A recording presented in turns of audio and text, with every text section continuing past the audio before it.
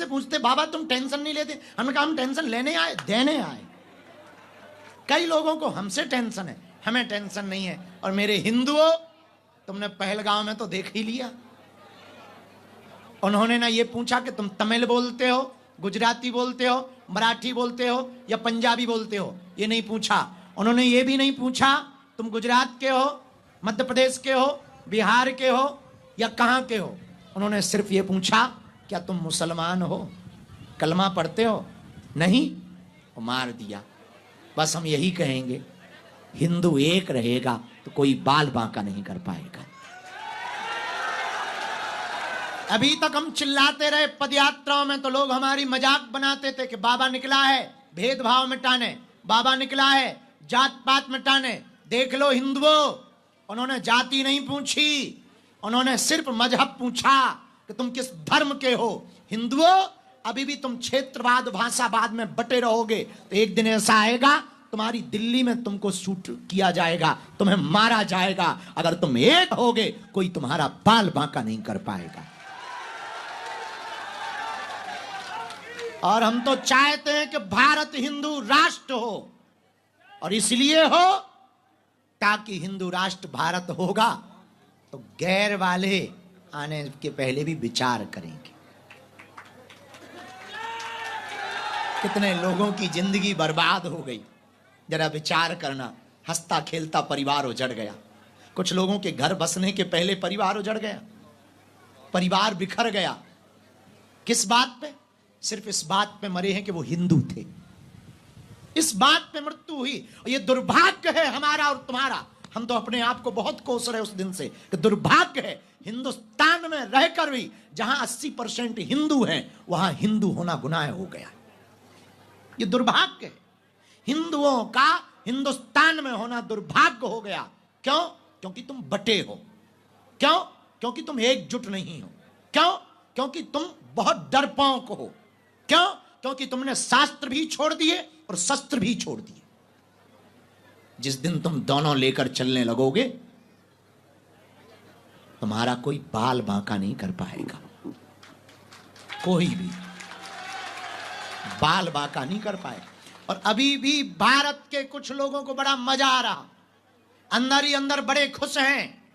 हिंदुओं, पहलगांव की घटना के बाद हमने प्रण ले लिया कि अब देश के कोने कोने में पदयात्रा करके हिंदुओं को एकजुट करेंगे।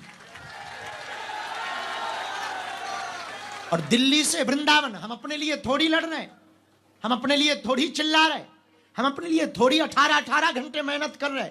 हमारा तो कोई बहुत फायदा क्या होगा, इससे फायदा भी क्या, घाटे ही घाटे। लेकिन हिंदुओं, तुम ऐसे कब तक मिटोगे? ये तो पहलगांव की बात है, अभी भी पश्चिम बंगाल में देख लो, मुर्शिदाबाद में हिंदू पलायन कर रहा और देश का एक भी मुसलमान नहीं बोल रहा है। ये दुर्भाग्य है। इसलिए एक ही उपाय है, हम सबको भय त्याग कर अब हिंदुओं को एक होना पड़ेगा। एक जो, अब आप पूछोगे कि एक होके करेंगे क्या? भारत को हिंदू राष्ट्र बनाएंगे। भारत को हिंदू राष्ट्र बना के क्या करोगे? भारत को हिंदू राष्ट्र बना करके गाय को राष्ट्रमाता बनाएंगे। भारत को हिंदू राष्ट्र बना के क्या करोगे? भारत को हिंदू राष्ट्र बनाएंगे जिस दिन शस्त्र और शास्त्र दोनों की शिक्षा दी जाएगी। भारत को हिंदू राष्ट्र बना के करोगे क्या? रामचरितमानस को राष्ट्रीय ग्रंथ का दर्जा दिया जाएगा। भारत को हिंदू राष्ट्र बना करके होगा क्या? राम के होने का सबूत नहीं मांगा जाएगा, और जो मांगेगा वो भारत में रहने का अधिकारी नहीं होगा। भारत को हिंदू राष्ट्र बनाकर करोगे क्या? भारत अगर हिंदू राष्ट्र होगा तो कृष्ण जन्मभूमि के लिए कोर्ट में जाने की क्या जरूरत है? अपने ही ठाकुर जी हैं, हां, लेकिन कानून को हाथ में नहीं लेंगे।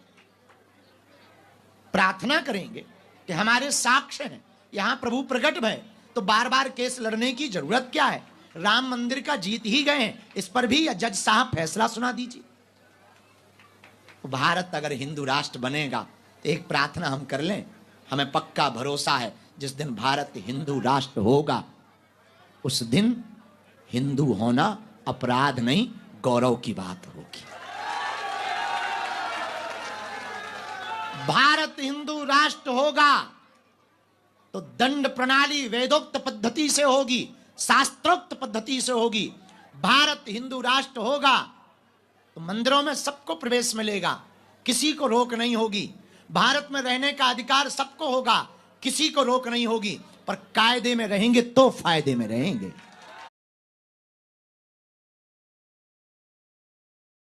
Oh, what a shot! It's a six. ये क्या? जब जब सिक्स लगेगा वहाँ बॉल दिखेगी यहाँ ज़ूपी लूडो पर। इस बॉल को करो टैप, जीत तो ढेर सारे प्राइजेस और लाखों तक कैश। मतलब लगा छक्का तो इनाम पक्का है क्या ना? अक्का बक्का। Don't miss out. Play Zupee ludo during the match. इस खेल में वित्तीय जोखिम शामिल है और इसकी आदत लग सकती है। जिम्मेदारी से खेलें। अगर भारत हिंदू राष्ट्र होगा तो न्यायपालिका का सम्मान होगा, संविधान का सम्मान होगा, संतों का सम्मान होगा, गाय माता का सम्मान होगा, तीर्थों का सम्मान होगा, वेदोक्त परंपरा का सम्मान होगा, तिलक का सम्मान होगा, शस्त्र का सम्मान होगा, शास्त्र का सम्मान होगा, संस्कृति का सम्मान होगा, भारत माता का सम्मान होगा, राष्ट्रगान का सम्मान होगा, तिरंगे का सम्मान होगा, वंदे मातरम का सम्मान होगा। भारत हिंदू राष्ट्र होगा तो प्रत्येक भारतीय का सम्मान होगा। अब प्रत्येक भारतीय में तो ऊ वाले भी आते हैं, लेकिन उनमें से कुछ ऐसे हैं वो कहते हैं हम वंदे मातरम नहीं गाएंगे। ठटरी के बारे तुम खाओगे भारत का पंचर पुत्रो, हवा भारत की,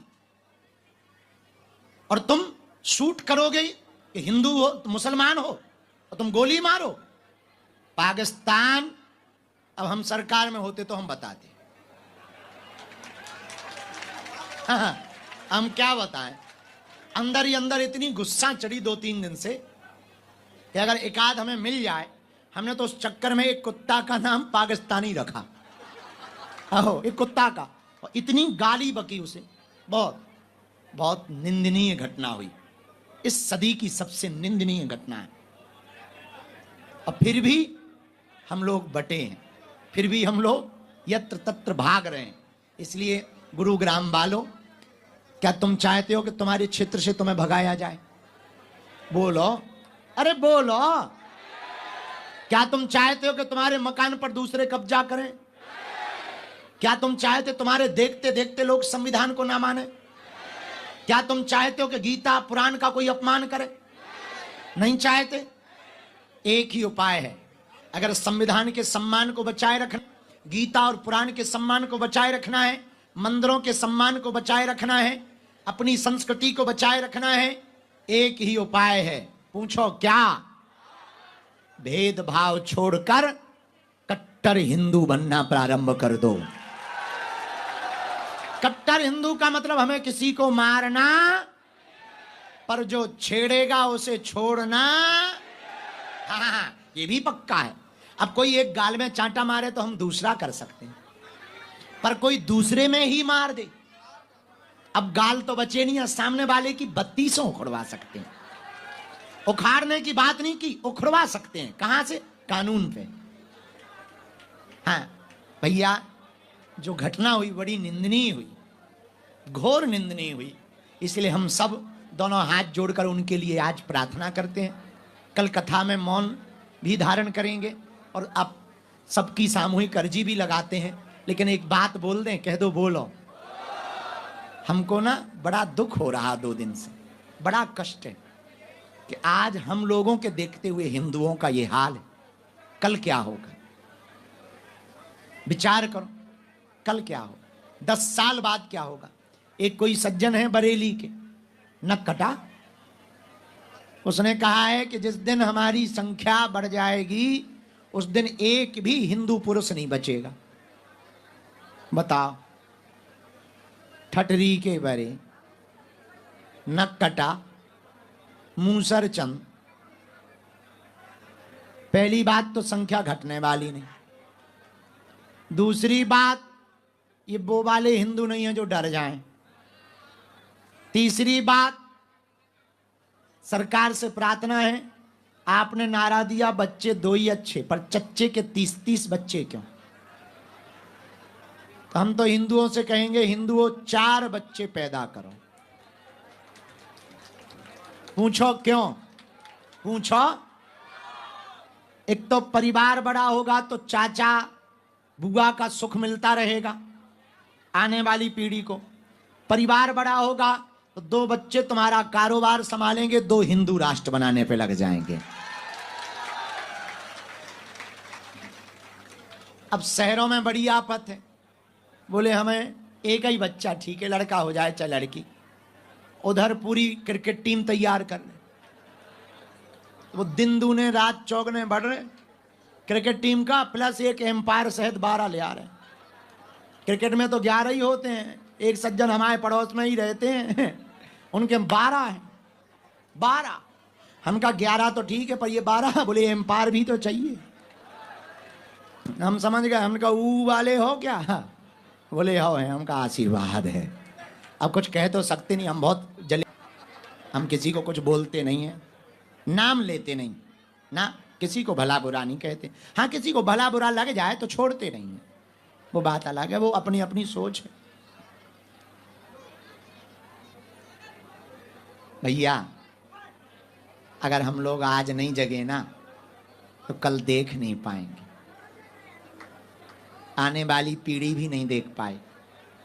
दरबार तो लगता रहेगा, अर्जियां लगती रहेंगी, पर अपने सोचने के अलावा आने वाली पीढ़ी के बारे में भी सोचना, बच्चों के बारे में भी सोचना। हमें अगर बच्चों को सुरक्षित रखकर जाना है तो भारत को हिंदू राष्ट्र बनाना है। क्या बनाना है? अरे जोर से तो बोलो, जोर से बोलो। क्या बनाना है? हमने उसका एक नारा दिया, पूछो क्या? जोर से पूछो। तुम मेरा साथ दो, हम तुम्हें हिंदू राष्ट्र देंगे। हर हर भारत हिंदू राष्ट्र की, भारत हिंदू राष्ट्र की, भारत हिंदू राष्ट्र की। और जो धर्म विरोधी है उनकी ठटली।